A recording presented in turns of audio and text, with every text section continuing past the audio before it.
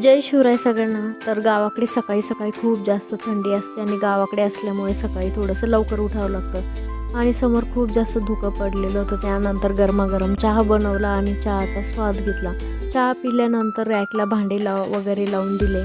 भांडे झाल्यानंतर देवपूजा वगैरे केली छान.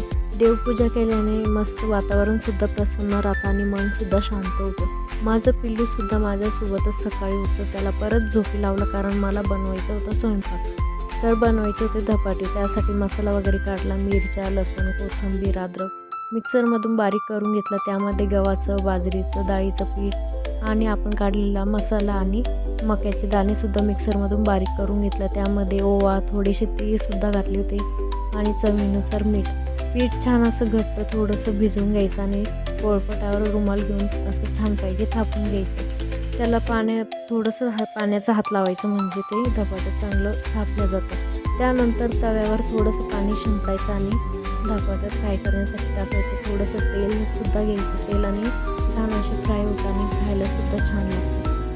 धपाटं बनवल्यानंतर मस्तपैकी खायला घेतलं. त्यासोबत दहीसुद्धा घेतलं. दही असल्यावर तर खूपच भारी लागतं आणि खूप छान झालेली होती.